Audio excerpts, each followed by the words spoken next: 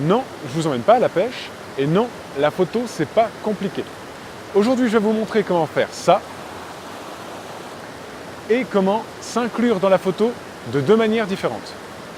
Avant ça, on va faire un petit rappel sur le triangle d'exposition qui est composé de la vitesse d'obturation, de l'ouverture du diaphragme et des ISO.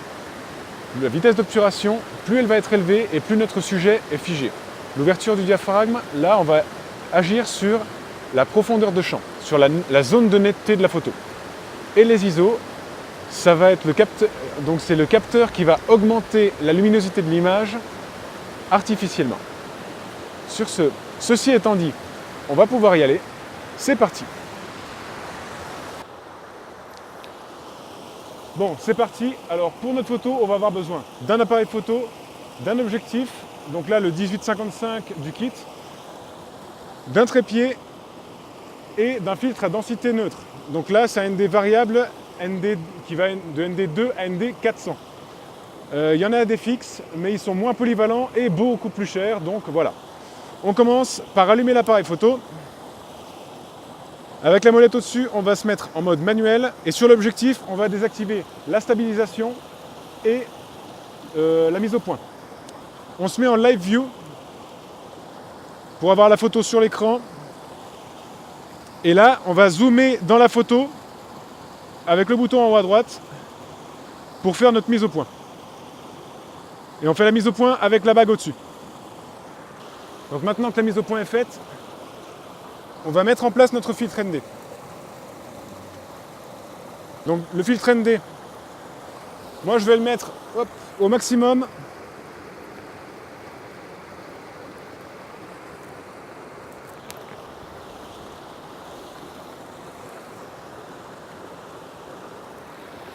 Le retardateur, on le met sur 2 secondes pour éviter les micro-tremblements et les flous de bouger. Là en réglage, je suis à 20 secondes d'exposition, f22 et ISO 100. Je règle le retardateur sur 2 secondes, on déclenche, voilà. Donc ça donne ça. Maintenant, on va voir comment s'inclure dans la photo à la prise de vue. Donc là, il va s'agir en fait de mettre le retardateur et surtout de ne pas bouger pendant tout le temps de l'exposition. Et on va voir que c'est pas si facile que ça. Donc là, le retardateur, 10 secondes. Et on y va. J'avais dit où? Là-bas. Tchouk.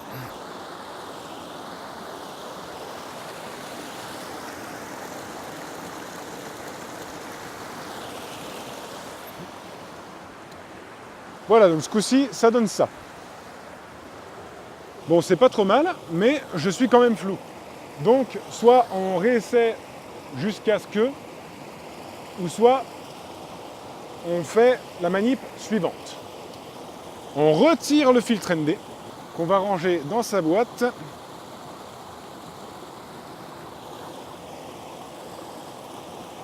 Et là, maintenant, je vais prendre, disons, une photo classique. Donc, ce ne sera plus une pose longue. Et on va les assembler. On va assembler la pose longue et moi en train de poser sur le PC.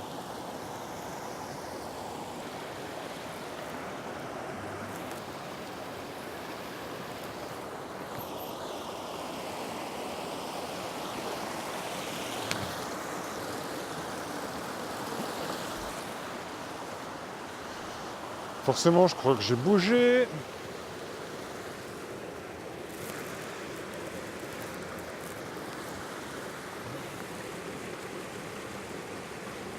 Et non. Ouais, parfait. Donc au niveau de la prise de vue, c'est bon. On va pouvoir rentrer et se mettre sur le PC pour nous inclure dans la photo. De retour à la civilisation, il nous reste juste à fusionner les deux photos.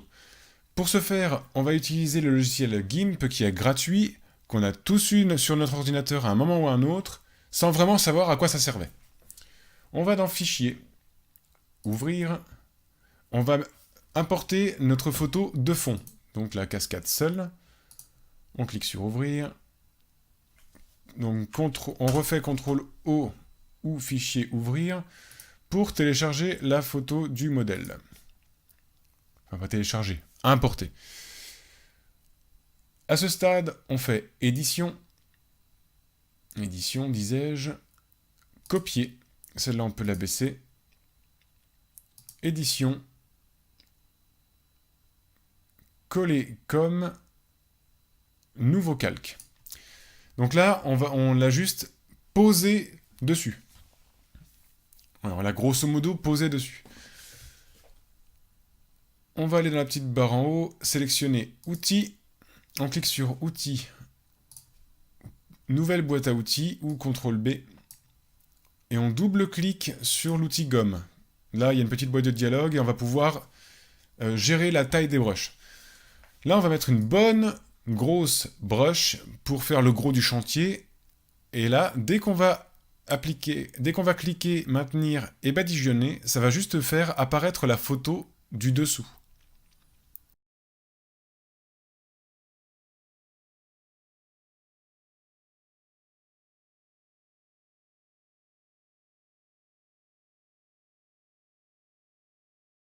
Donc aux endroits un peu, disons, sensibles, on va pas hésiter à réduire la brosse pour être le plus précis possible.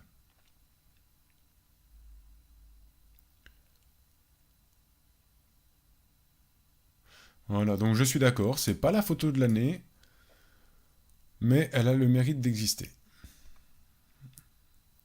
Voilà. Voilà. Une fois que c'est terminé, on va dans Fichier, Exporter, ou CTRL-MAJ-E. On renomme notre fichier, on lui indique où on veut que l'image soit enregistrée. On clique sur Exporter, et c'est fini. Sur ce, j'espère que la vidéo vous aura plu, et bonne journée à tous, à bientôt, ciao. Allez, pour le zoom, c'est le 5, la prise 3 ou 4, 12, je sais plus. Allez, zoom, on met le petit hold. Et surtout, on se détend, ça va bien se passer. J'ai le cul trempé. Sarmer, j'ai le cul trempé. J'ai eu la bonne idée de me mettre dans un tas de mousse, enfin de m'asseoir sur un caillou où il y avait de la mousse, et j'ai le cul trempé, voilà. Putain, ah j'ai mal au fion.